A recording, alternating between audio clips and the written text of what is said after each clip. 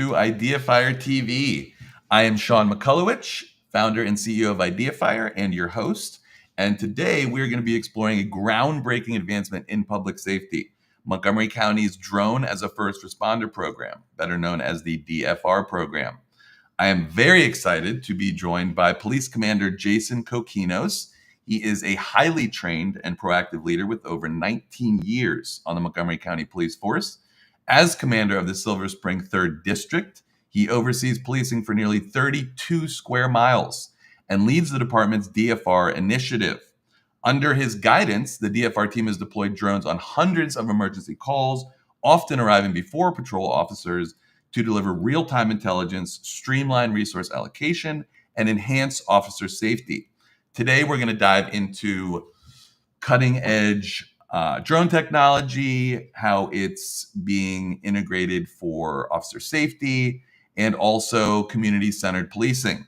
We'll also chat about the privacy safeguards that protect civil liberties, and also what the future holds and the technology behind it. And that's where I'm really excited to dig in. So, Commander Cokinos, it is wonderful to have you here. Thank you for joining us. Yeah, thanks for having me on. Appreciate it. Excited to chat. Yeah, me too. Me too. So what I wanted to do is kind of start off with, before we get into some of those questions, just wanted to kind of, share with our audience, how you got involved in the Drone as a First Responder Program, what the draw was for you, and that kind of, process and the story behind that. I think, especially myself, would love to hear about that. Yeah, I'll do a little brief history. For many people don't know really how it kind of started behind the scenes. So awesome. Yeah, so in 2022, I was working as the director of special operations. So I oversaw all special operations, that's SWAT, K9. We had our drone program, which I'll talk about. Search and rescue, things like that. So anything emergency service, anything that's special, hazmat, different stuff like that. So, awesome. When you oversee, divisions or things in public safety, one of the things that we look for in leadership is we want leaders that are innovative and forward thinking, right? So Sure. The good news is when I got here, one of my deputy directors, Tony Galladora, who was overseeing tactical section and things like that, he's really into tech. He's cutting edge on the front. And he said, hey man, you got to, I got to get you up to speed with what we're doing with drones. And so at the time, and we still do, we had what we call our patrol or tactical drone program. So nothing to do with DFR. What most police, fire, and emergency management agencies in the country are using, different types of drones, but they're doing things like 3D mapping of crime scenes or building explosions or other things like that. We've had a couple building explosions in Montgomery County that we rendered 3D interactive mapping of. That's incredible. Yeah, it's pretty intricate. Fatal car crash scenes, everything like that all gets done by drone, and the images get woven together in a system. And it puts out this 3D project that you can manipulate. You can move, 360 degrees and kind of look at things. So, we had a program that was out doing search and rescue thing. People go missing in the woods, things like that. Sure. Our tactical drones, small drones that we send in with our SWAT team and things. Hostage situations, different stuff like that. So got up to speed on that. Was like, wow, we had a hostage situation in Silver Spring where a drone was instrumental in actually preventing a shooting. Actually, wow. We were able to de-escalate by deploying that technology. And I looked at Tony. I said, "Hey, we have got to keep our foot on the gas pedal with drones." And this is great. And he goes, "Hey, man, okay, take a look at this in Chula Vista, California." And I said, "All right, let me look." And Chula Vista, they are the birthplace of drone as first responder. They started all of this 2018. Wow. They were the first agency in the country that got FAA approval to test this concept. And the concept is you position a large drone on top of a building, and there's a technology we use called Live 911. There's other systems that do similar, but this was all kind of created by people that worked in Chula Vista at the time. And as a 911 call comes into the 911 center, using the software, we can hear that call as soon as the 911 center answers the phone. Most police and fire and other things, you wait to be told over a radio what's going on. And when you call So there's latency, 911, which could defeat the purpose. exactly. So yeah, when you call 911, it takes about 2.5 minutes to process the information, have it Interesting. sent to a dispatcher, which then over the radio shares that with first responders. With live 911, with that concept, we basically have like an audio jack that's plugged in between your phone and the 911 center. And as soon as you call 911 and they pick up, we're hearing live. We hear it. Montgomery County 911. What's the emergency? And also with that software on a map, the location of where you're calling from shows up. Yeah. So if I'm in the drone room and you call and you say, there's somebody fighting, and they're trying to figure out where you are. I see on the map where you are already. I start sending the drone. Wow, I'm sending the drone upwards of 2 minutes before police officers on the ground are even finding out what's going on. That's rapid response. Yeah. So Chula Vista started doing that, and huge success out there. And they kind of laid the groundwork for that. So I said, and at that time, Beverly Hills, California was doing it. Santa Monica, California. It was primarily a West Coast California kind of, it was kind of expanding in those areas. Do you think that's because Silicon Valley, the tech world, do you think that was a part of it or driving it, or what do you think made it kind of the first place? Yeah, I mean, that could be. I mean, the other thing is the weather's really good out there. Sure. So, Interesting. yeah. Interesting. And, but what's with any tech, right? Is the person that invents it, the person that comes up with the idea. And it just so happened that the inventors of this idea were working as police leadership and specialists in Southern California. And thank so goodness for them, right? Because we might not have it yet. Yeah, exactly. So that's where it started ripping and running. And so what we did was we interacted with a company that does consulting for this type of program. Sure. How to develop it, what's involved, different things like that. And so we actually, a small group of us took a R&D trip, right? A research and development trip out to California. That sounds like so much fun. Yeah, it was, we were busy the whole time. We were definitely getting the taxpayers' money out of that trip with visiting agencies, technologies, gathering data, gathering, other things. So we really got to see it firsthand. There's no sense in reinventing the wheel when something's working well. So we basically were lucky to have Chula Vista say, hey, we'll give you everything we have that you can replicate. Now, every community is different. So there's things that we do that are a little bit different than how they do it and how Beverly Hills does it. And so we basically took the foundation of it, brought it back to Maryland, and said, let's make it fit in our context, in our community.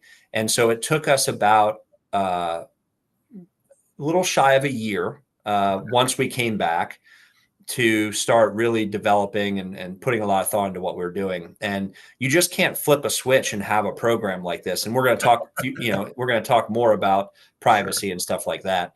There's layers and layers and layers of logistics and legal and other stuff. Sure. And tech. 100%.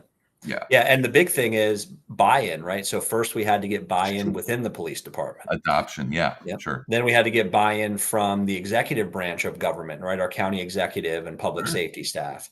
Sure. Then we need to get buy-in from the legislative branch. So the county council and staff, and obviously community buy-in and community feedback. So we moved, I would say, fast, but not reckless. We were very purposeful.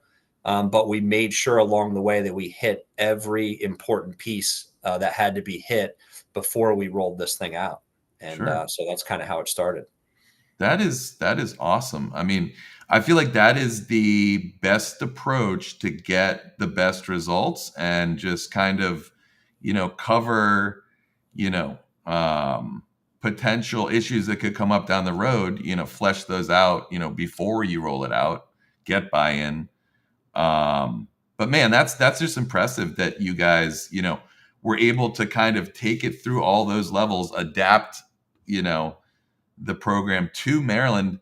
I'm interested to know, just if you could give us the little background. I don't know if you can speak to this, but what were some of the adaptations that you needed to change or adhere to or modify from kind of like this base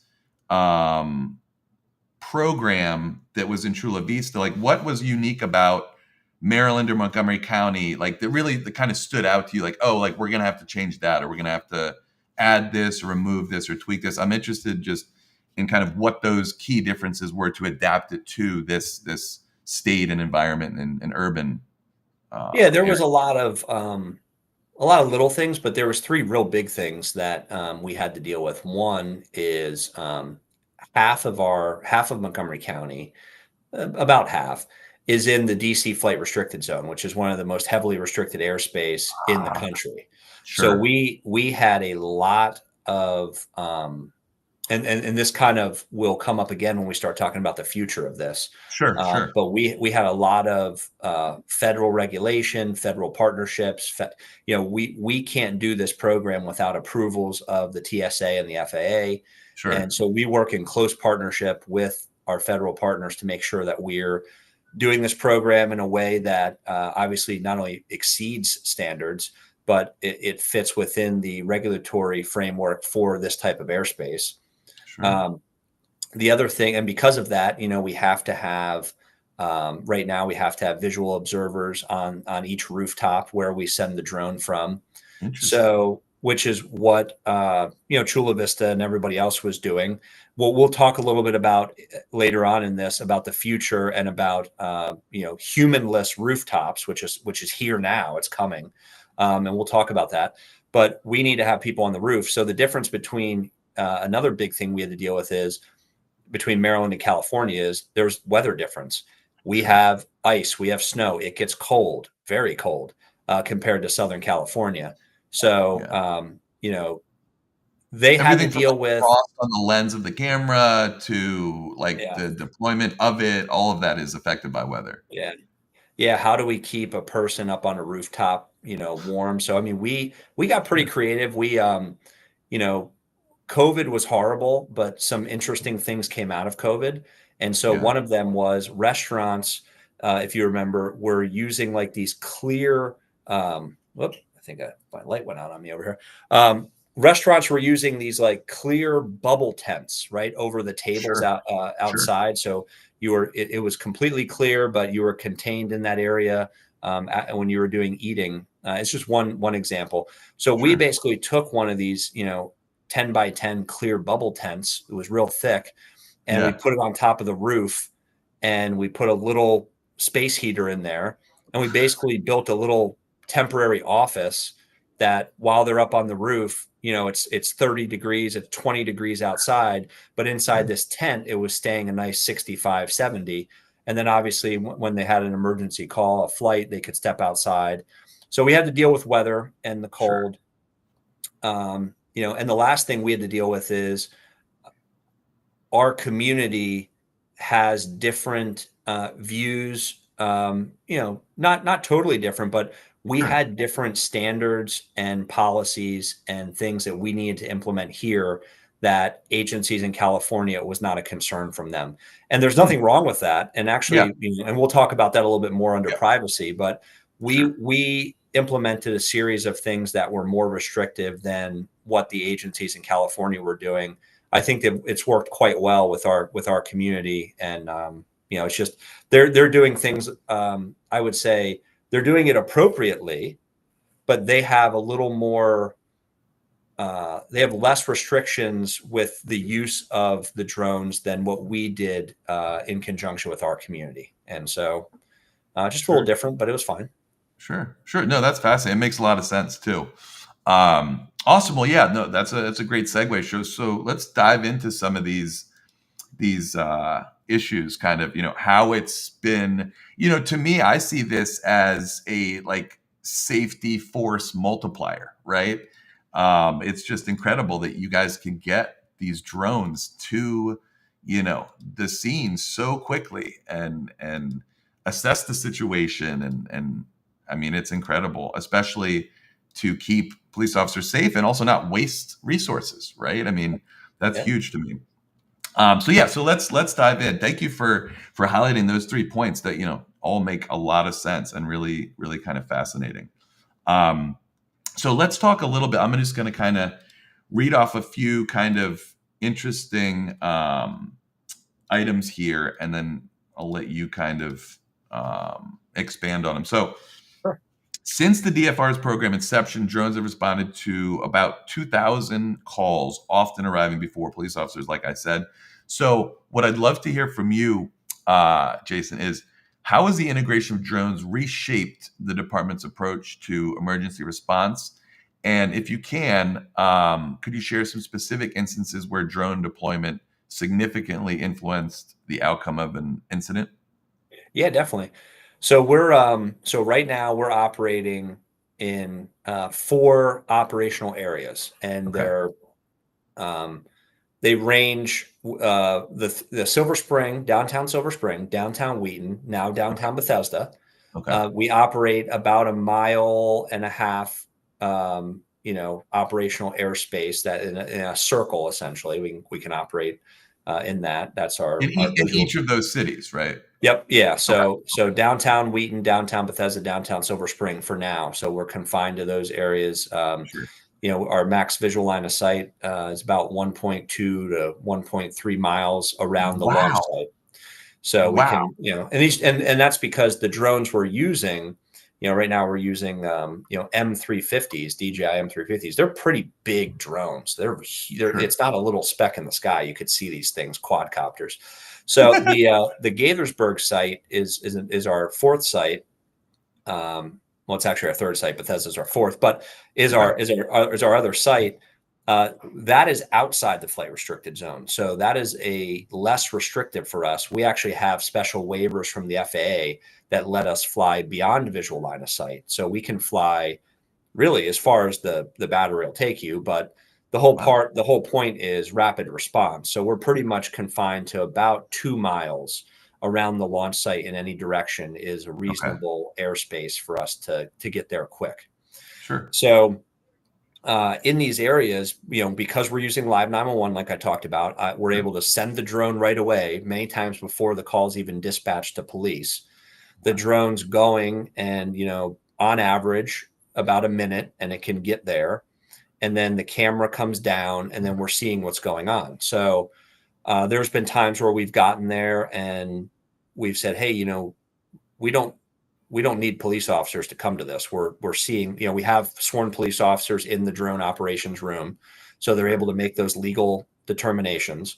We frequently call people so not only is it a drone operations room, but we do some intelligence in there as well. So we're calling people back that called 911. We're getting additional information. We're talking to victims, and we're gathering information, and then we're seeing the scene from the sky. And sometimes we're able to say, hey, we don't need a police officer to come at all. We can handle this from the air. And that allows officers freed up to go to different other calls and other work. So about 15% of our flights, we've had, like you said, over 2,000, I think we're at 2,400 flights since we started doing this. About 15% of those, we've been able to cancel the need for officers to even respond. But the biggest impacts have been, yes, we've been catching bad guys with it. So we get there sometimes and they're still committing the crime in progress. But the safety piece has been the huge piece. So we talk about the de-escalation and keeping not only officers safe, but the community and suspects safe. So for example, and I'll just give 2 for the sake of time. There's a lot of different examples. So we've had a call where the person called 911 and they said, hey, there's a guy that's holding a gun outside the 7-Eleven and he's waving it around. I heard about this. And it was a cell phone. Yeah. So it triggered, lights and sirens. A bunch of officers are going there. And if you're a police officer, you're like, hey, if there's a guy waving a gun, like they're coming with that mindset, right? They could be getting their guns ready and, But yeah, we got there first. We zoomed in with the camera, and the guy is pointing an object in a manner that's consistent with somebody pointing a gun. But with the powerful camera of the drone, we see it's a cell phone. And we're able to say, hey, guys, we still need you to go in and talk to this person. They end up having a mental health issue. But we were able to de-escalate the lights and sirens response to just a normal response. We were able to, instead of having 6 or 7 officers going there, have just 2.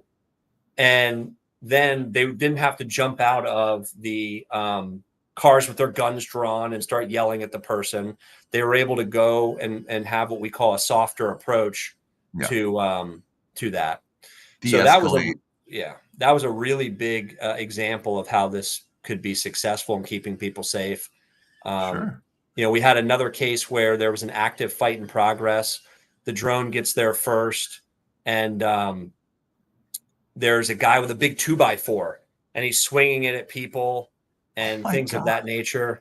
And so we relay that to the officers, so in that case, we wanted to escalate. We wanted a few more officers to go to that than what were being sent. But when the person heard the sirens, they ran with the weapon and hid behind a dumpster, that kind of like peeking out a little bit. So as the officers were coming in to the scene, we were able to tell them, hey, stop your car right there. The guy is straight ahead behind a dumpster. It looks like he's positioning himself, waiting for you to get out of your car. So what we talk about with de-escalation is the more distance that an officer has between a threat, the more time that they have to make decisions. So it reduces the immediacy of the threat. If I pull in and I get out of my car and you're 5 feet away from me with this weapon, I don't have a lot of time to make decisions. But if I'm 50 feet away and you have a 2x4, that gives me more time to yell commands, reposition, try other alternatives. And basically that's what we were able to do. We prevented a potential shooting. This guy, because when the officer pulls in, the guy comes out from behind the dumpster with this 2x4 and he's swinging it. And he's clearly aggressive. But because we were able to tell the officer where to position, they had that distance, which allowed them to try other things. And ultimately, they did not have to shoot the person, which is a great outcome. They did display a taser and some other tools that basically the guy realized, I should probably put this thing down, and they got him to give up. But so those are 2 bright examples of how drones, and particularly this program, has de-escalated what could be intense situations. Absolutely. And, examples that, if you needed to, or other cities, consulted you guys could use for buy-in, right? Like, hey, here's 2 incredible examples where, we were able to, keep officers safe, assess the situation quickly. That's just incredible. Now, and we can get more into this when we get to kind of tech in the future. But I think from what I read, you said it's the DJI 350 RTK? Yeah, we're using the 350 right now. Okay. So that has the ZenMuse H20 thermal camera. Is that correct? Okay. Yeah, and the zoom on that is just incredible. Really? So to paint you a picture, from downtown Silver Spring, if we're up at 300 feet, I can zoom with that camera. I can see the planes taking off and landing from Reagan. Oh my God! I can see the U.S. Capitol. What? And so the zoom capabilities are just insane. My God! So that's awesome. That is awesome. Yeah. So you didn't need thermal to see this guy behind the dumpster. You could basically just zoom in and see a body, a figure behind it holding the 2x4. You didn't need thermal or anything like that. Yeah, in that particular case, we didn't need thermal. Obviously, there's been times where the thermal's been super helpful. I mean, when we got calls for people breaking into cars in the middle of the night in the dark, we can pick up on the heat signatures. Missing people, we've located some missing people in the wood lines and stuff. We had one night we had someone that was suicidal near the Silver Spring Bethesda line, not too far from 16th Street, and the DC line is right there. And we were able to go up with the drone and with thermal see the person in the wood line that was having a mental crisis, and Wow. able to direct officers into that. So, the thing about Montgomery County is we don't have a police helicopter, Sure. which is unfortunate. And police helicopters have similar thermal and All very of them powerful are cameras and stuff like that. So we lack an air support function that is really important for public safety. So this drone as first responder program has kind of helped bridge that gap for us, sure. not having a helicopter. It doesn't replace a helicopter. There's things that, drones have limitations, Sure. the speed that you can fly, battery life, flight time, can't touch what a helicopter can do. But in Sure. these small geographical urban areas, we can mimic similar features of a helicopter. Sure. No, that's very fascinating to me. So I'm curious, do we not have a helicopter or air unit because we have like Walter Reed, NIH, like very sensitive airspace restricted zones, or are there other reasons? Is it more complicated? They're a little more complicated. So we had 2 helicopters donated to Montgomery County back in 2010. Wow. And but in order to run a helicopter program, there is a funding requirement. And at the time, my understanding is the county at the time elected not to fund the program, particularly the fuel expense. So the program never got off the ground. Expensive, very high. Talking to Prince George's County, they run their aviation program. It's about $800,000 a year, I think. Just in fuel or the whole program? Well, for the total program. So, okay, gotcha. So the thing is, what I learned is it depends on what type of helicopter you're using. For example, Maryland State Police uses a twin engine, really big, robust helicopters because they do medical transport and stuff. And those are very expensive to fly. We've got the river in case they need to do like river stuff. Okay. Oh yeah, and like hoisting people out of like payloads and cargo. Those helicopters can do that. Okay, got it. Yeah, so they're pretty robust helicopters that state police uses, and they're pretty expensive to fly. Prince George's County, they use like smaller. I don't know if you've ever seen like like a news chopper or something, a little smaller. Yeah, even a little smaller than that. They, like I don't know if anyone's ever seen like Black Hawk Down or something, but the little small helicopters that dropped off the Delta Force guys. They're little small 4-door, like little zippy helicopters. They're in and out. They're yeah. And so that's what Prince George's County uses, and those are relatively a lot cheaper to fly. The fuel expense is a lot less. So. Maryland State Police aviation program costs way more money than Prince George's County's, but Maryland State Police is also doing a lot extra mission set. Sure. Fascinating. Wow. Really, really exciting stuff. Yeah. So it's tough because everybody around us has them, right? So Fairfax County has helicopters, Washington, D.C., Prince George's County, Maryland State Police, but we have found, at least for now, the drone as first responder has been filling that gap, as best as it can. Sure. Absolutely. Yeah. I mean, it sounds incredibly effective, thus far, and it's still, pretty new. Awesome. All right. So if it's okay with you, let's move on to, I want to kind of talk a little bit about balancing technology and privacy. And some of the features that can be enabled, are disabled, and some info about that you're able to share, obviously. Yep. So from my understanding and what I've read in the research I've done, the DFR program we have operates without facial recognition and refrains from surveilling First Amendment protected events unless there's an immediate threat, which makes perfect sense. So I'm interested, Jason, what measures are in place to ensure that the deployment of these drones respects citizens' privacy rights, and how does the department address public concerns regarding surveillance? Yeah, definitely. So this is that part where I was talking about. It's a little different than California. We are more restrictive with our usage of drones, and I will say this is probably the most transparent program that I've seen in my career here. Very, very open door with everything. I So mean, I there's literally, I things think I like, saw a dashboard of like some of the drone pictures that the public can access. yep. So yeah, so we have a transparency website that the public can go to. Oh, that's awesome. Every drone is first responder flight is published with the date, the time, the type of call, a brief synopsis, a map. You can see exactly where the drone flew. I was blown away. It's a So huge grid of like yep, of image. I was like, oh my yep. God, this is real transparency. This is really cool. Yeah.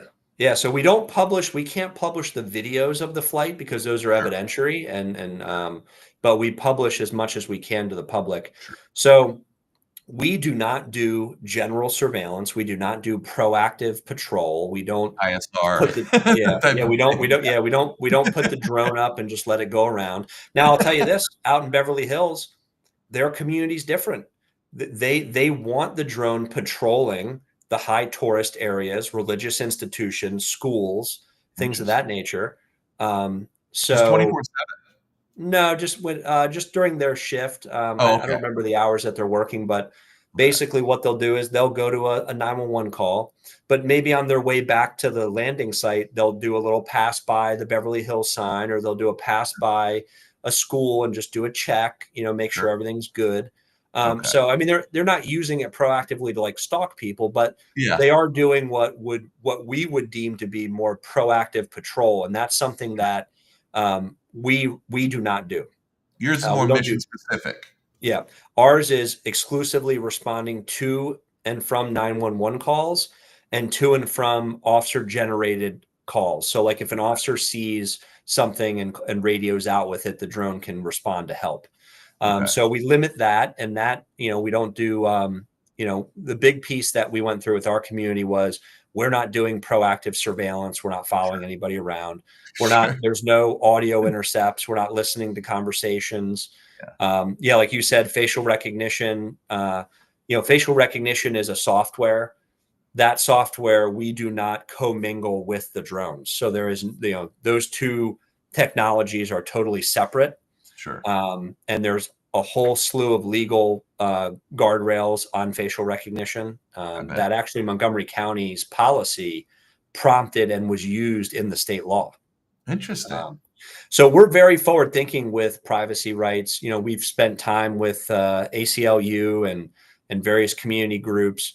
When the drone takes off, the camera is pointed to the horizon up at the sky. So we are the least, we want to be the least intrusive visually Sure. into the community when the drone's flying around. The camera only comes down when they're in the area of the emergency, and then the video starts to record at that point. Okay. So the recording is only for during the emergency. So it's very narrowly focused, which is how we are doing the privacy rights and making sure that we have it in policy, training, procedures. The scope is limited, and so we're transparent about that, and we've shared that with the community, and so that's our guardrails.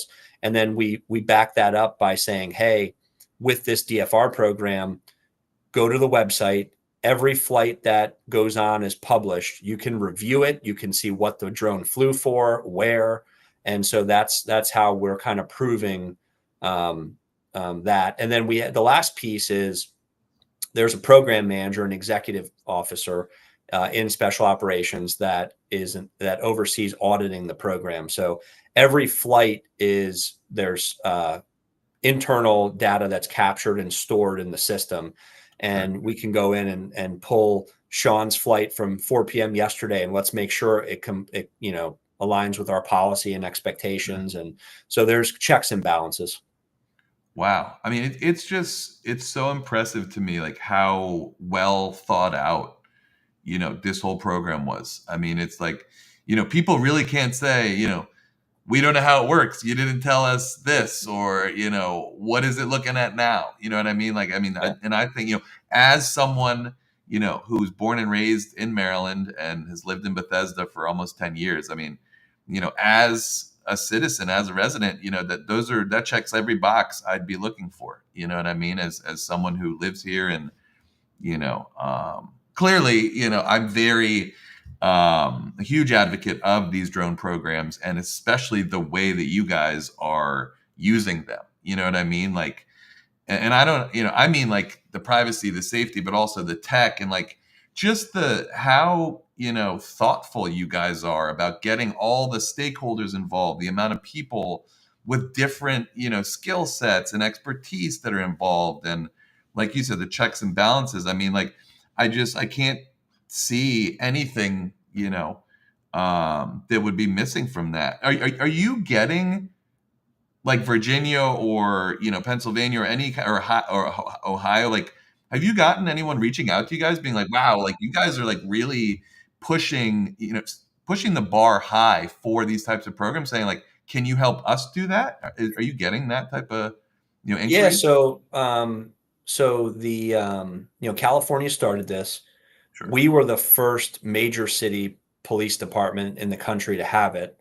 Wow, We're I not did not know anymore. Since we launched ours, New York City started theirs. that. Okay, But and now it's catching on like wildfire. Las Vegas, sure, Oklahoma City. I mean, sure, it's sure. but we were before them.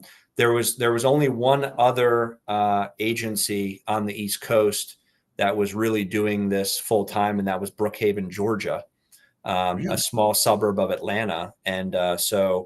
But yeah, so we were the only agency in the Northeast United States, the Mid-Atlantic region, and at the time before New York, we were the largest police department doing it. So yeah, we have a lot of people. Obviously, everybody in the DC region. We've had agencies in Pennsylvania. We've had agencies from Kentucky. We've had federal agencies. We've done phone consults for places in Minnesota, New York.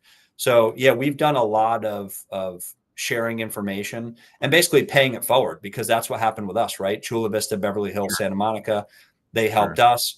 We paid it forward to a number of other places. We were working with we did consults with agencies in Colorado. I mean, so all over the place. A lot of times, a lot of agencies are going to go to Chula Vista, and I still recommend people to go there if they're thinking Sure. about doing this program. Sure. So like NYPD, they went to Chula Vista to again research and check it out. We're here, we're available, but compared to Chula Vista, we're they have 5 years on us, so they're way more seasoned and experienced than we are. But we have in the last year and a half or so, we have gained a lot of reps and expertise ourselves. So we're definitely able to help.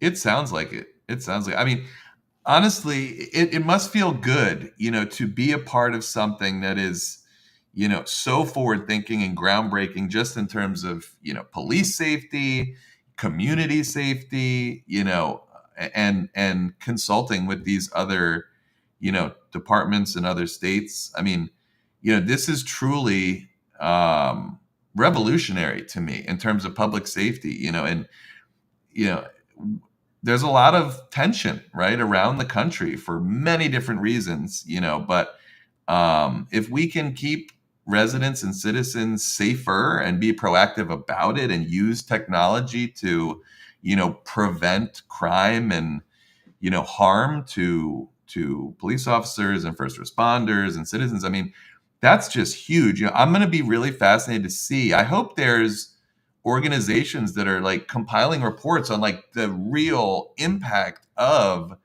drones, obviously in the DFR context, but other, some of the other kind of mission specific use cases that you mentioned, because I have a feeling, the statistics and the real world impact is just going to be massive for these Yeah, programs. we're actually in the process preliminarily of partnering with potentially at least two different very credible academic institutions, Awesome. university backed, that policing, the science, the science of evidence-based policing, and the academic review of policing is not as robust as other industries, but it's growing very fast. Sure. And so there's a number of universities for example, like I think it's University of Cincinnati, like they specialize in researching, de-escalation training programs. Do they work, right? So, we've been doing some stuff with some different universities that have an interest in this type of analysis. And yeah, we're working on trying to have these third-party academics come in and evaluate the program, the effectiveness, and be able to be that third party to say, hey, this Unbiased. is good. Yep. Yeah. This is good. This is not good. This is how this works. This needs improvement, whatever it is, right? Whatever they find. Sure. So we're looking forward for that to do that as we move forward. Sure. That's awesome. I mean, it just goes back to what I was saying before. You guys are exploring all avenues to make sure that, it is as good, safe, and impactful as possible. That's really cool that you guys are working with universities to do assessments. I mean, psychology comes into it, right? I mean, it'll be fascinating to me. I don't know if we can do this yet, but like, dogs can smell pheromones and fear, and like when someone might be doing something nefarious or certain body language or behavior, they can pick up on that, right? And I know that there's some camera systems, like some security, like bots in like, public office buildings, government buildings can like not, detect fear, but certain movements or like rapid eye, there's certain like things that humans give off or like telltale signs, red flags that can be picked up as like a potential threat. So what I see in the future, and you tell me if this is even realistic, but like how advanced will this get in the future of like even further preventing, potential criminal acts based on behavior, body language? Is that already part of the sensors in the system, or is that something that like could be developed in the future using some sharing of other tech? Yeah, I think there's a lot of research development and ideas coming into the space, and there's things now that exist like different sensors to detect, radiation levels and things of that nature, right? So it's From the drone safer. itself, Yeah, you put an attachment on the drone. like a Instead of Geiger sending, counter. yeah, I can send a drone into a hot zone and detect, we in Montgomery County, we don't have that. We have Sure. radiation detection capability, but we don't have the drone version of it. Sure. But there are other entities that do. Sure. There's agencies like the NYPD and up in New York and the fire department. They're, for the lifeguards over the beach, they're deploying drones to people that are swimmers in distress, and they're dropping these tubes that when they hit the water, they expand. God, And that is so, so cool. yep, you have other drones that are being developed to drop medical payload. So Sure. there's a lot going on in the overall industry. Did I lose you there? But when it comes to, even in the security world, right? Drones patrolling. Now, when you get into drones patrolling, could they be equipped with sensors that could detect people who are armed? I think all of that, is definitely possible in the future and is probably already underway in some place being looked at. Sure. Obviously, there's a lot of implications with privacy and things like that, but it'll be fascinating to see how the tech develops. So let's move on to. I wanted to chat with you a little bit about the operational efficiency and resource allocation. Kind of focusing on how you guys are able to put human police officers where they really need to be, where the highest critical risk is, and save them from wasting time driving to a location and things like that. So let's see. Just freeing up resources so they can perform other duties. So the question I have for you is, in what ways has the DFR program impacted resource allocation within the department, and how does it assist in addressing staffing challenges? Yeah, so when we're having a staffing challenge, we have limited officers, and we want to get the biggest bang for our buck. Essentially, we want to be the most efficient that we can. So, obviously, like I said earlier, there's times where the drone goes to calls, and we determine, we don't need to send police officers to this. sometimes we can handle or clear a call from the air. Somebody calls and reports something. Sure. We get there, we zoom in, we're inspecting the scene. We talk to the person that called, and between all of us, we put together like, oh, it might not have been what you thought. Like, we don't need to have an officer come look at this. It's good. Sure. Or, what the other efficiency piece is, and this is a great example, is we had someone that was in mental distress that was at a local hospital, and they were waiting to be evaluated by court order. And for however they did it, they escaped from the hospital. They're running, out in a hospital gown into a neighborhood. Oh my God. This is what we would call a critical missing person. They have critical factors. They're ran out of a hospital. They're in a mental health emergency. So we're sending, 8, 9 officers, a K9, because we need to set up this big perimeter, because we have to do a search for this person. They're in a residential area, in people's backyards, potentially. So we just can't, we got to find this person.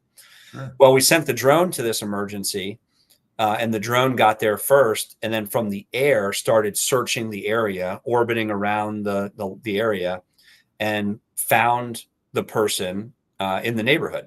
Wow. And this is all while the call is just starting to be dispatched to officers. So they're starting to amass these resources that they're going to send to this critical missing person.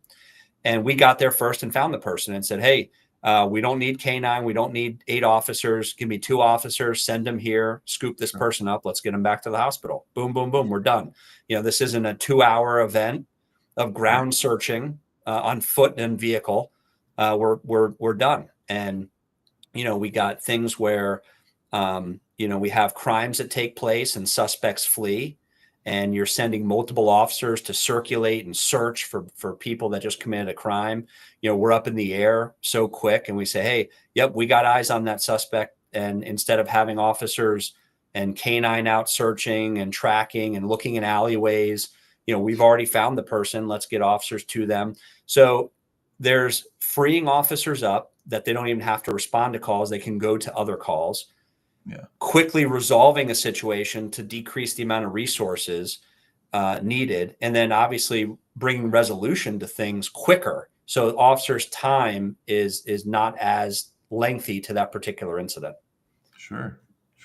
What a great example. I mean, that's incredible and terrifying too. I mean, seeing someone run through a neighborhood in a hospital gown, that is having, a mental issue or something like that, for their safety, for everyone's safety. And I mean, also kind of, you kind of alluded to this earlier, like that also gets the community like really concerned and upset, and like, seeing, a ton of officers and, EMS converge in the middle of a neighborhood everyone would be scared and concerned, right? Whereas the drone can go in, maybe like you said, like get 2 officers to go there, so you're not causing an uproar. You're not freaking out the whole neighborhood. People aren't, all calling 911 and like, clogging up the lines and everything. So that's really incredible. And definitely an interesting example of just like incredible efficiency and resource allocation.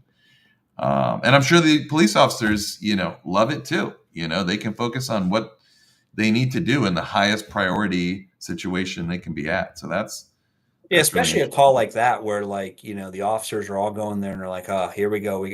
We have to hand search every backyard. We got to check. Which is arduous and just like painstaking. And then the time is of the essence too, right?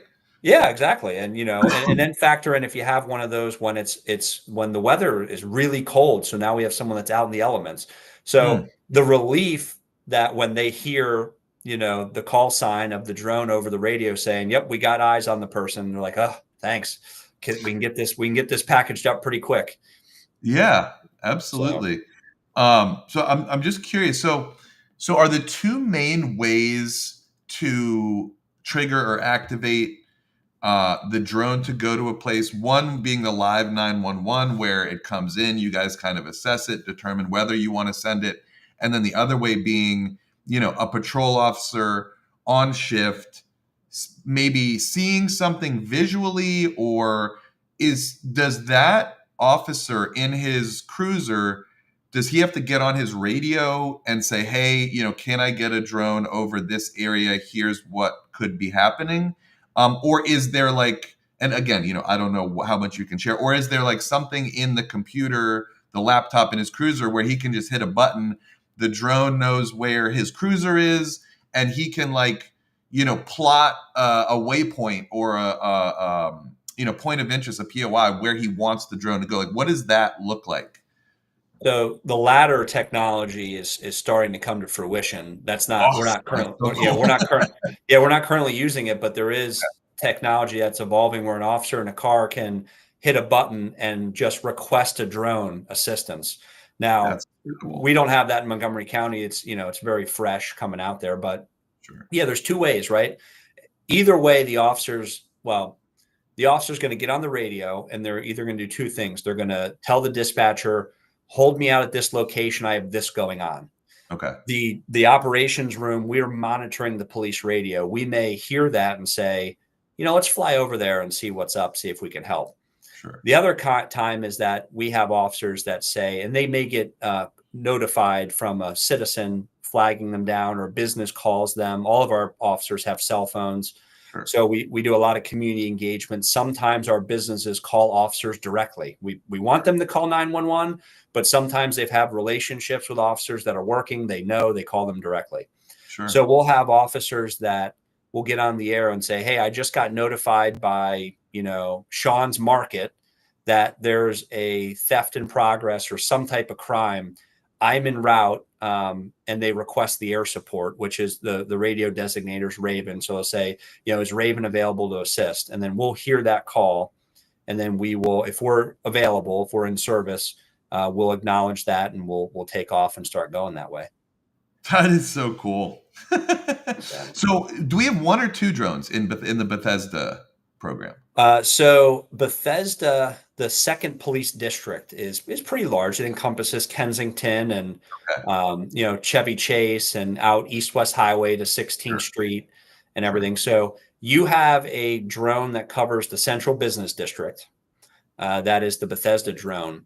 The Silver Spring drone actually provides a limited amount of service to the Bethesda district side of East-West Highway and 16th Street. Gotcha. And then actually Kensington is served, parts of Kensington are served out of our drone that flies out of Wheaton, actually.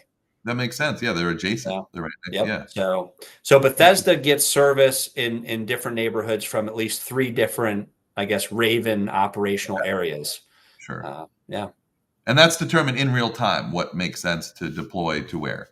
Yep. It's basically we have each of the operational areas in our piloting software are geofenced. So when so they know their boundaries, they know where they can go and where they can't go. Yeah. So if there is a call, let's say in Kensington, it's going to pop up on the map. It's inside the Wheaton area drone airspace. We can send the Wheaton drone over to Kensington. That is just incredible. Yeah. Wow. That's awesome. Let's move on to, because you mentioned, community engagement a couple times. I'm interested to hear kind of what you've been hearing. And I can tell you, I'll just preface this with saying, obviously myself being a longtime Montgomery County resident, born and raised in Maryland, I am a huge advocate of this program. And most of the people I've talked to in my community are also very big advocates of this program, for all of the reasons we've been talking about, right? And I'm very involved in the Bethesda Chamber of Commerce, and we've had discussions about how this program is fantastic. Community engagement is something the Bethesda Chamber of Commerce does a lot of too, right? We're obviously much more focused on small businesses and helping small businesses succeed and navigate different types of challenges. But I'm not going to speak for the chamber, but there's several people I know, in Bethesda, Silver Spring, that love this program, and I think feel safer and have said as much to me. And I know you guys have done a lot of work trying to get in front of the community. I think it was maybe 2 or 3 months ago, you guys held not a town hall meeting, maybe it was a town, but like you gathered people, invited them to come, ask questions, and openly answered them. I mean, I don't see any other way where, citizens or residents can say, well, I didn't really know what you're doing, or, what does this mean? Like you invited an open forum. And I think that is just such a critical, piece of the roadmap to getting buy-in from the community, making sure people, understand this is like for their benefit at the end of the day, right? Yeah. So I'm just interested, like in general, what have you been hearing from when you do these community engagement events or town halls? Like, what concerns, if any, have people raised, and are people, more so interested in if they'll see it, if how they can, request it if they see something, or like what kind of questions or feedback are you getting when you do these kind of town halls from like the general community in Wheaton, Silver Spring, Bethesda, Kensington, etc.? Yeah, so we do town halls in each area before we start a site. And if we add a drone capability, we do town halls. We meet with Chamber of Commerce's. We will meet with anybody, HOAs, civic associations. We have done hundreds of presentations, met with people, online, in person.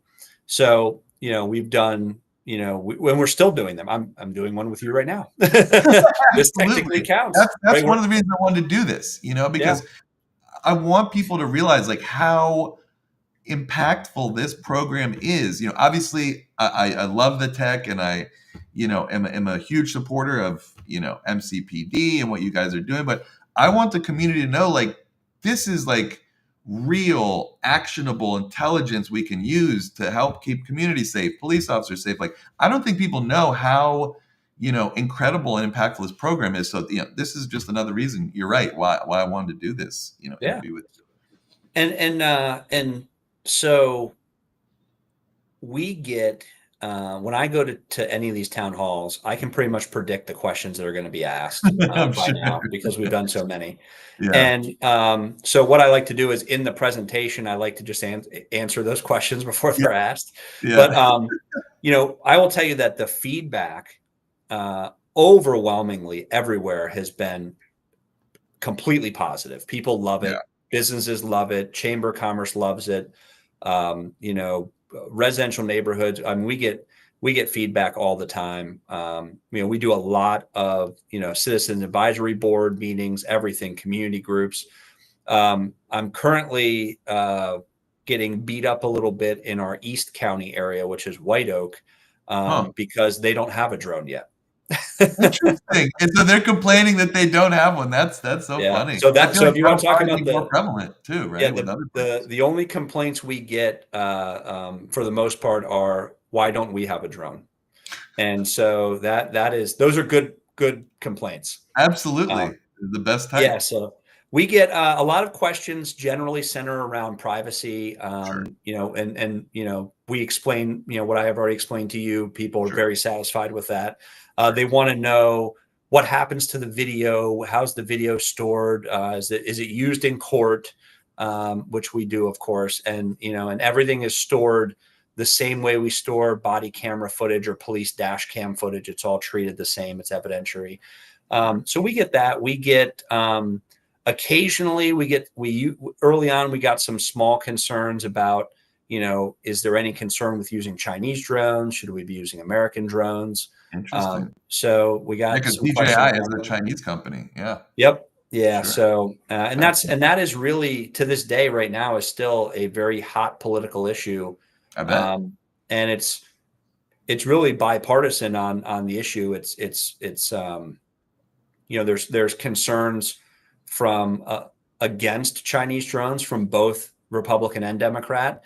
There's concerns that we should be allowed to use them from both Republicans and Democrats. So it's really it's not a party issue. It's it's an overall country issue. Yeah. That the country's working through. And so, yeah, that's pretty much the bulk of it is privacy questions and things of that nature. And we also get questions on when do you fly, or why do you fly, or, do we patrol? are we doing surveillance, right? So it's stuff that we've covered already. Sure. Yeah. So, I mean, we only fly calls that are in progress where there's a suspect on scene or some type of safety issue. So Yeah. there's a list of calls we don't fly. We Sure. don't fly parking complaints or noise. If you're having your child's 5th birthday party in the backyard and the neighbor calls because the kids are yelling too loud, we're not sending a drone to those. Right. Yeah, Right. we don't, so there's calls we don't fly, and we're Sure. very transparent with all that. But Yeah. yeah, we cover that in all of our town halls.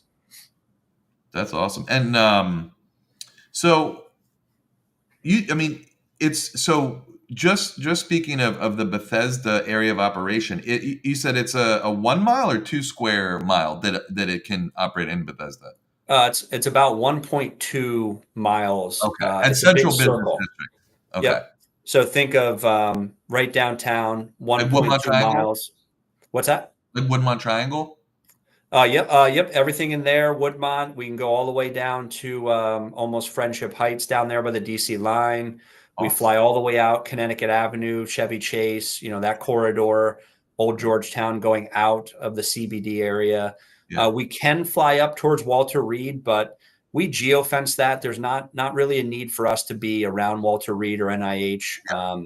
That's just not, there's not, it's not where we're flying. Sure. So we just kind of geofence that so there's no conflicts. But yeah, we spend a lot of time with the Bethesda drone is primarily in the central business district, in the developed area down there.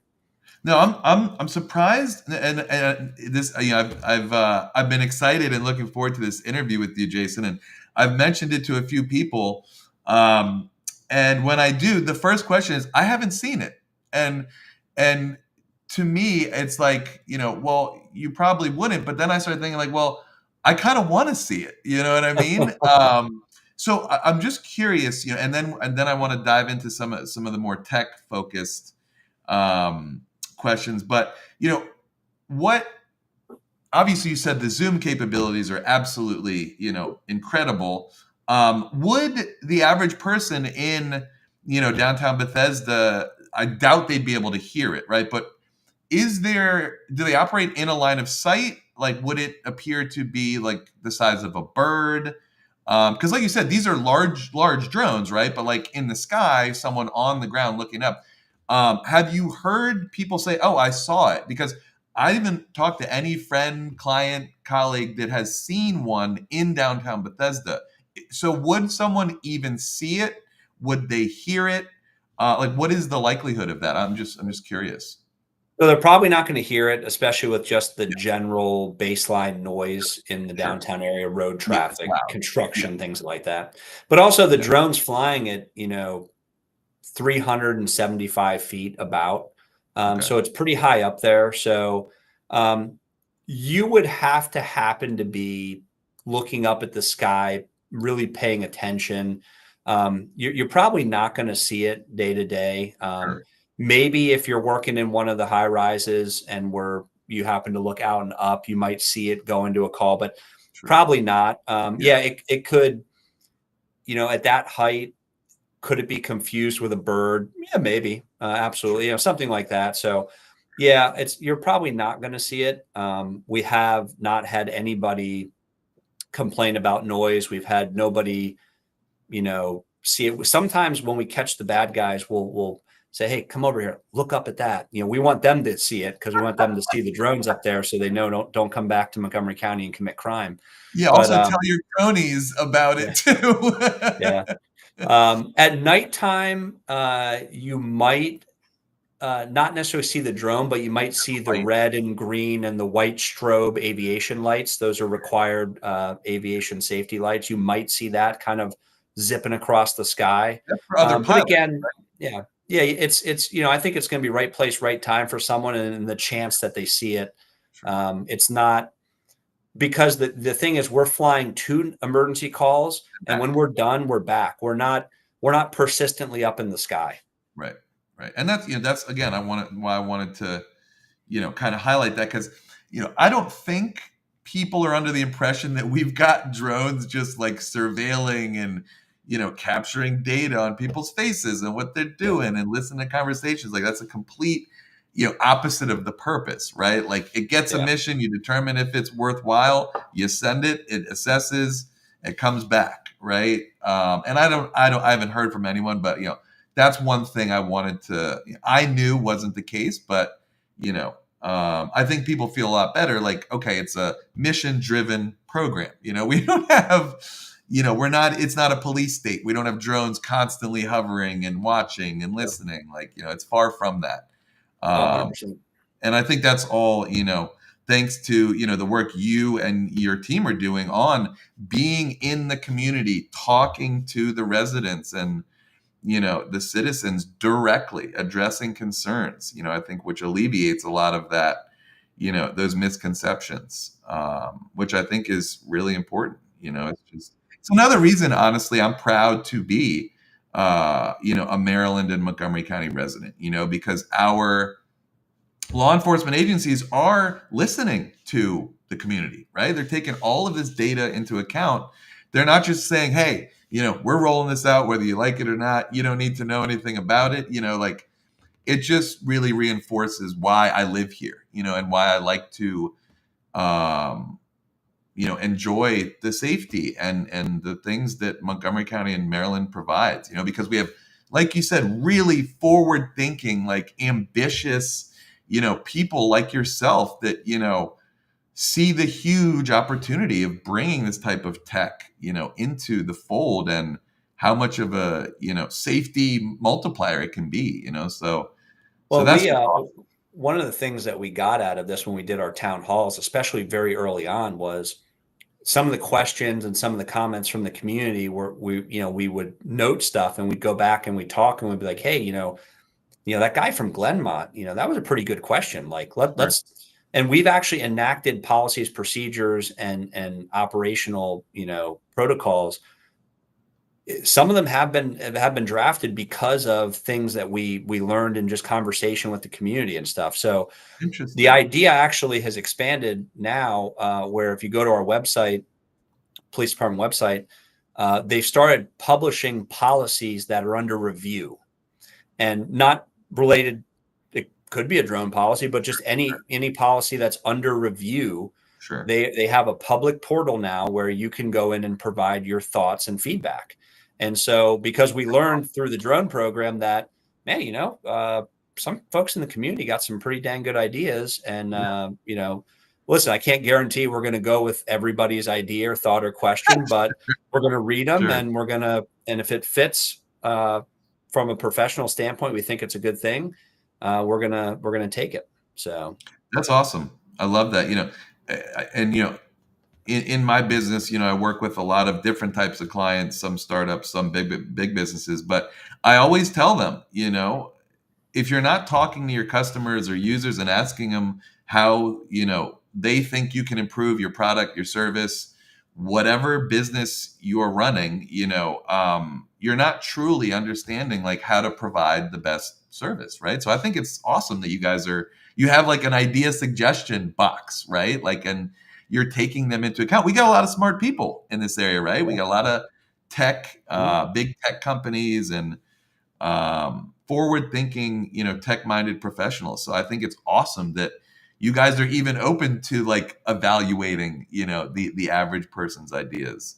Yeah. So that's really cool that you have that. So speaking of ideas and potential areas of improvement or more advanced tech, I wanted to kind of get into a little bit more of the tech and, again, only what you can share. But like, especially because it sounds like you guys are this is just a rapidly evolving program where you're constantly taking in data and improving and looking for new areas to, innovate. So, I'd love to kind of hear, like what some of the more sophisticated features of these DJI 350s are, just like what is the resolution of the cameras and, how do you see that evolving in the future? And, what is some of the tech that sets these drones apart from your average, hobbyist flying a drone? Like what tech and features and sensors that you can talk about make these drones unique to the operations and missions they're being deployed for? Yeah, so the DJI, and we're we're evaluating other drones now Sure. too, because I mean the thing is, like, the technology is just evolving so rapidly. So it's like Sure. when we first started, which was we started that research end of 2022 through 2023. We actually started our DFR program November 2023, and at the time it was two piloting softwares, Motorola Cape and Drone Sense Remote, and you had DJI drones. That was what was being used.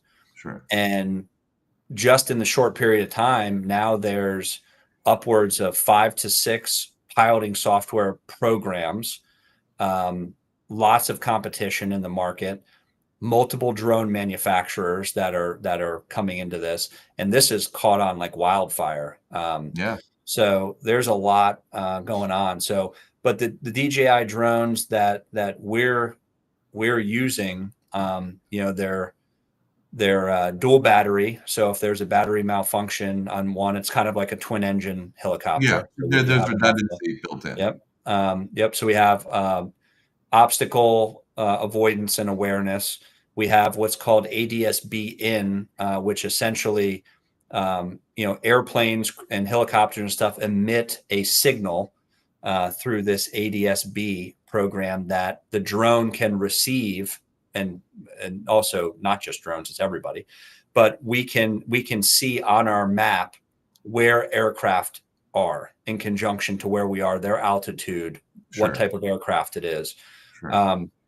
The GPS and the satellite connectivity with being able to send a drone to a location through an address input, a longitude, latitude, picking a point on a map, or even there's technology called What Three Words, which was a genius invention by someone. I don't know if you've heard of this, but basically these guys took basically the Earth, and I don't know how they did it, but they broke everything up into like 10 by 10 squares, 10 foot by 10 foot squares.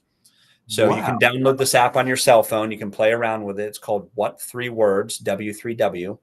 And essentially, you don't need to know where you are.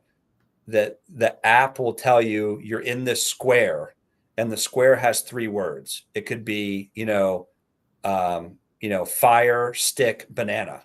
Okay. And I could say, hey, Sean, I'm at fire, stick, banana. And you put that into the app and it'll tell you exactly where that person is.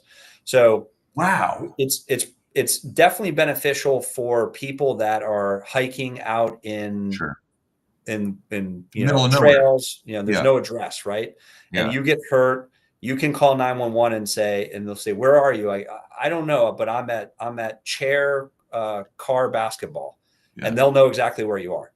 And so that is awesome. I have not heard of that, but now I'm going to research it some more. So, take a look at that. And then so we have the ability to send a drone to What Three Words as well. So there's that. We have the camera technologies, obviously, with the thermal capability, the optical zoom, just really good zoom. There's the cameras that there's an N. So you saw the H20T, there's H20N, which will basically, if we're in a dim environment, it'll take light in from sources and project it through the camera to brighten the scene. Does that use FLIR? Or is that so it's it has like the IR thermal, but the N is similar technology. It's not night vision, but night vision goggles, they take in light from very small light and use it to kind of amplify what you're seeing. Sure. Yep. And that's exactly what the camera does with the N, is it's taking commercial storefront light or street lights, and it's sucking it into the camera to use to kind of brighten it up a little bit. Okay. So the camera technology is pretty good. So we have it's a H20N is a 128 times max zoom. Oh my God. Yep. That's and it's incredible. So you can see people's face like very, very clear. Yeah, we can see, what's in somebody's hand. We can Sure. see, a bunch of different stuff. So it's pretty good. We don't now. I will tell you that it's like having an amount of zoom. It's like cool to have that, but quite frankly, there's not many times where we're probably using more than 32 times. I You mean, don't that's need to. it's Yeah. yeah, you don't Yeah. need to, right? Like, so it's nice to have it, but Yeah. the 350, what's nice about that too is it is weather IP rated.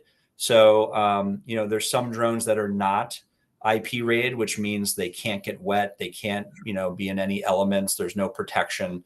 So the 350 does have an IP rating that can operate in, if it's misting or if it's light rain or if there's snowflakes. So all that tech. But yeah, the drone obviously keeps track of its battery life. It'll tell you how much battery's left.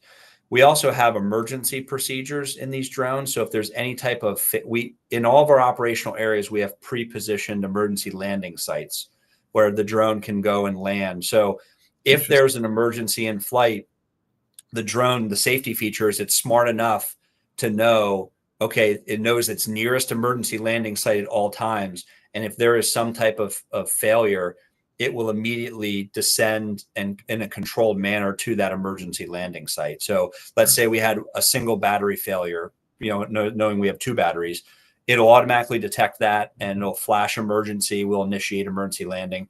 It's a quadcopter. We've never tried this. We hope we never have to. But if one of your propellers has a malfunction, the drone's designed to have a controlled descent to an emergency landing. Wow. We don't use it on ours, but some drones actually have parachutes. If you're using a single battery drone, it might be worth having that, because if you do have a failure, it just drops. You'll have to immediately deploy the parachute. For us, the only way our drone's falling out of the sky is we'd have to have a dual catastrophic failure, which that'd be pretty significant if that happened. Sure. So yeah, there's a lot of features. Man, the drone itself, if parts aren't locked properly, it won't allow it to fly. It has the ability to know, hey, my arm is not fully locked. One of the propeller arms. So there's a lot of safety in these drones, and one of the reasons why we're using them is that we have a very, like I said, we've had over 2,000 flights now, knock on wood, very safe, no issues. And now some of the American-made drones that we're looking at also have a lot of great features as well. And we're always keeping our eyes open as technology advances, and potentially might pivot to a different aircraft. Sure. That is fascinating, especially to a geek like me. I'm curious, and I don't know, if you know this, or if it's involved in any level, maybe embedded deeper in some of the tech and sensors you mentioned, but is artificial intelligence, AI, involved in the loop or integrated in terms of like object recognition or into like the assessment of the nearest emergency landing dock, or like optimizing battery life, or even in like if it's windy and it's kind of rainy, the gyroscope and it, changing the leveling if it's windy to try to stay over a zone or something. Is there any AI, tech involved in any of those sensors or features in these drones? So not in the one that we're using. I mean, it is smart in the sense of like it can tell you the wind speed. Like when it's flying, it'll tell you the direction and the speed of the wind. So it's stabilizing itself. It knows exactly how much battery life's left. So there's a lot of smart technology in it. Sure. We don't use AI like object detection or anything, but there are drones that can, detect a human or vehicle. You can click on that and the drone will actually follow that object. That's cool. That's Yeah, cool. there's, the That's more like technology we have. ISR kind of mission, right? Yeah, yeah, we don't have that, but it exists. Ours, understands, there's some things we can do. We can set floor and ceiling geo fences. We can have pre-designated flight paths. The drone knows where to fly to get to a place. We can adjust that. And so, but yeah, there are other drones out there that absolutely, if you're walking down the street, I could, it could detect you. I could lock on you and it'll just follow you if needed. So That we is don't really have that though. I've seen that in some, military documentaries and stuff like that. That's really fascinating, though.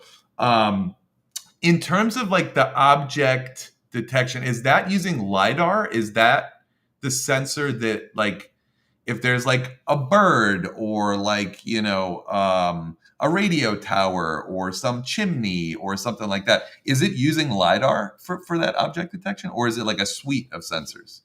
Yeah, I'm not sure what the actual specifics is, but like for us with the obstacles, it has 4 sensors on Okay. each part of the aircraft that is able to detect obstacles. And actually, like if I try when the obstacle avoidance safety feature is enabled, which we do leave enabled, if I tried to fly it into the side of the building, It'll it's the stop. drone, it's going to stop itself. Yep, it's going to detect that with those sensors. Now, the technology within the sensors that are detecting those objects, I'm not read in on exactly how that works. It's not like it's top secret. I'm sure, with a Sure. little bit of research, it can be figured out. But yeah, there's something in there that's detecting that stuff. Sure. Um, one more question, and then we can wrap things up. Do you guys have a team of people that retrofit these DJI drones, add these additional sensors, or are they modular? Are they bolt on? Are they plug and play? Or do you work with like a third party company, or manufacturer, some type of hardware company, to take the drone from its standard kind of commercial base, and then add these pieces, this tech, or improve the zoom on your own? Like, how does that work exactly? That's really Yeah, so interesting. we have an air support unit out of special operations that oversees all of our drone fleet. And so any attachments that we put on the drones, they're all manufacturer or third party manufacturer related stuff. So basically everything attaches either as there's these things called gimbal mounts under the drones, or it can attach to the top of the drone. Yeah, that are For modular. example, yep. So we have like a loudspeaker we could put on top of the drone. We have That's a cool. dual gimbal mount, so we can have a camera and a spotlight. The thing is, when you start putting all these extra things on, one, they have to be compatible through the piloting software. So we have to work with our third-party piloting software, which is an American-based company. That's how we're able to utilize the DJI drone. The DJI drone never touches our network. Everything goes through a third-party American company who they are like our firewall with a series of internet security. Interesting. And so we fly the drone through them, and then that remotely sends controls to the DJI. We don't Okay. fly with any DJI software or apps or anything. And Sure. so for us to utilize some of these, they have to be able to be used through our third-party piloting software. We use DroneSense as the company.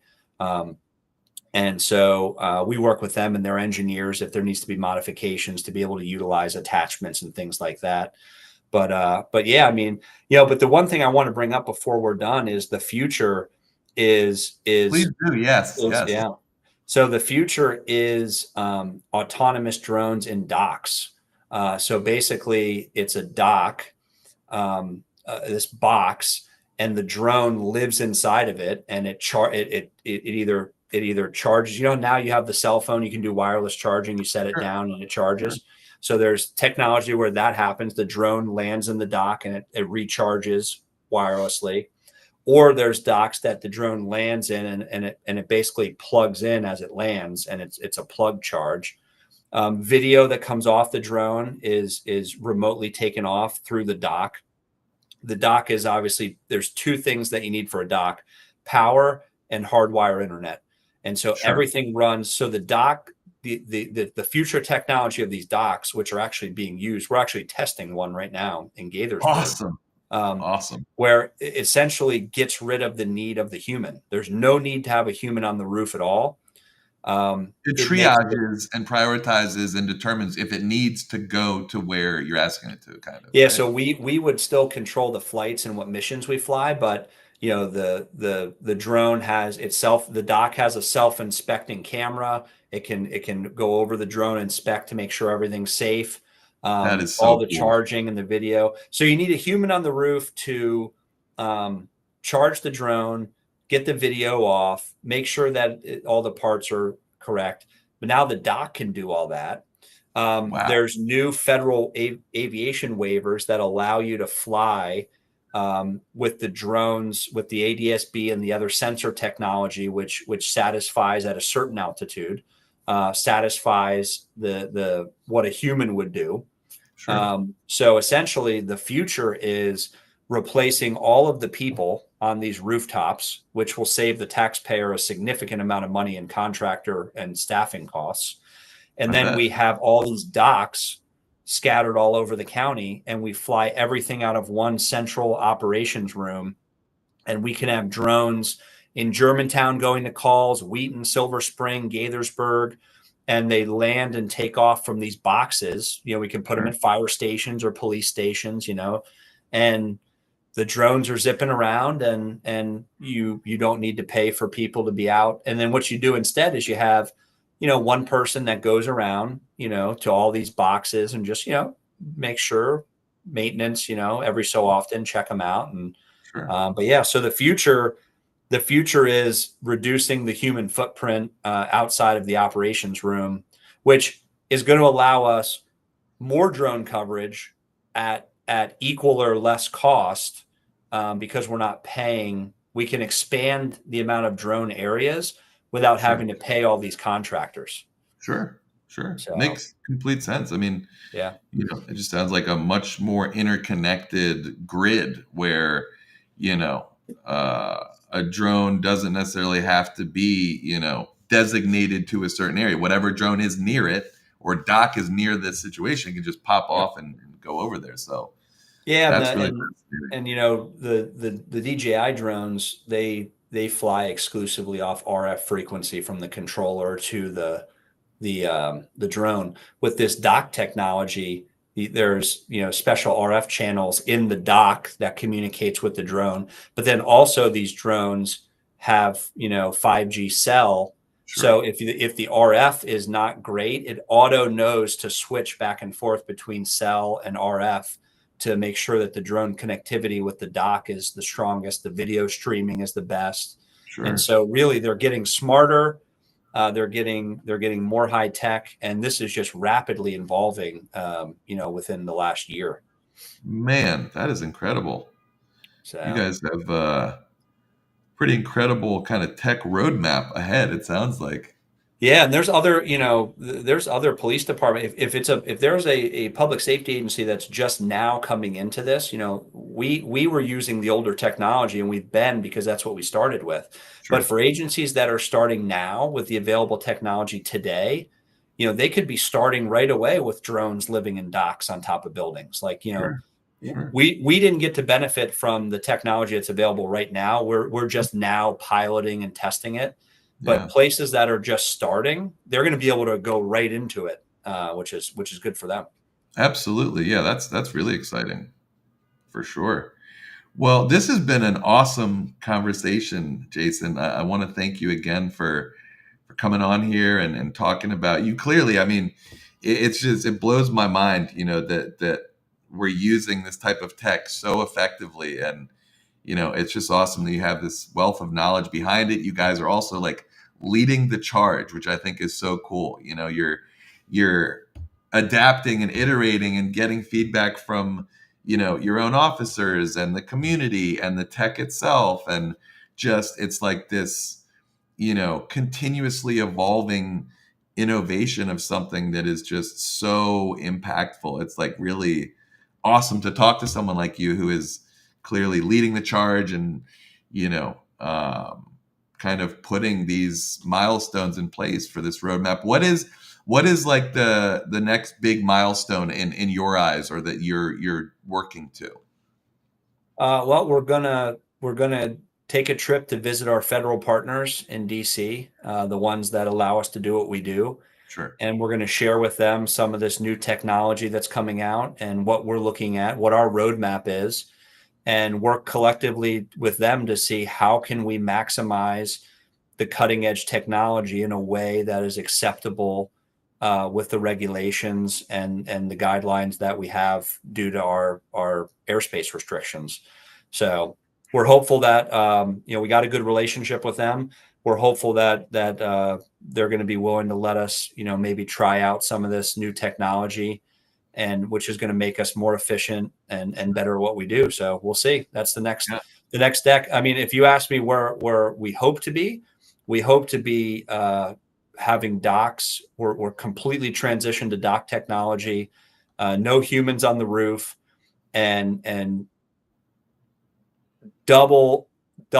more than double the coverage of the county Area of with operation. this service, because the docks are a lot cheaper than people, and we're hoping to be able to get a bunch more docks and put them all over the place, and just really maximize what we can do to serve the community. Sure. Makes total sense. Yeah. Absolutely. Well, thanks again for joining us, Jason. If anyone in our audience is interested in learning more about the DFR program, or some of the data, or the dashboard, where's the easiest place for them to go to get that? Yeah. That information? The easiest is to Google, or whatever your search engine is. Google Montgomery County Police DFR. It's going to take you right to our site. The other option is go to the Montgomery County Police Department webpage, click on the How Do I tab, and there's a Drone as First Responder button on that list. But Okay. I just tell people the fastest is search engine Montgomery County Police DFR. It's gonna pop right up. Sure. On that site, there's a lot of information. We have frequently asked questions. If you want to email a question directly to the air support unit, it's on there. There's also a button to bring you to our transparency website. There's also a button to bring you to our YouTube playlist, where we're a little behind, but we're slowly starting to put out some success videos about what we're doing. That's the one area where we need to, step up our game. We have a lot of successes. Sure. We haven't been able to publish a lot of that to the community as fast as we would like. But that's coming. And so, yeah, that's on the website. That is awesome. And so that's also where one of those buttons you mentioned also will take you to the dashboard, where you can see the images in that grid that I saw. Well, awesome. Yep. It's a blue. We made it a blue button right in the middle there. It'll say really flight maps or something of that nature. And just click that, and it's going to bring you right to the site. Awesome. Well, thank you for sharing that info. And I am really looking forward to scheduling and planning, a site visit, maybe a test flight, whatever we're able to do, in person, and getting like a close look at the tech. I'm very excited to do that. So I look forward to working with you to plan that film shoot as well. Yeah, definitely. Yeah, we utilize our Gaithersburg site for that, because it's outside of the flight restricted zone. So we have a widened ability to do things like a test flight, or different things like that, because the airspace is not restricted. So yeah, we can do all that. That sounds awesome. I was born I was born in Germantown, but I grew up in Gaithersburg. So the fact that that's where you do that type of stuff is awesome. in my backyard. Well, thanks again, Jason. And we are going to sign off here. I will put the links and information that Jason shared with us about all the data. If you guys want to learn more about the DFR program, what's coming, what's on the horizon, if you have questions or ideas, like Commander Cokinos said, they're open to hearing from you guys. So thanks again, and hope to see you guys in another episode. Thank you so much, Jason. All right, thanks. Bye, everybody. All right. Take care.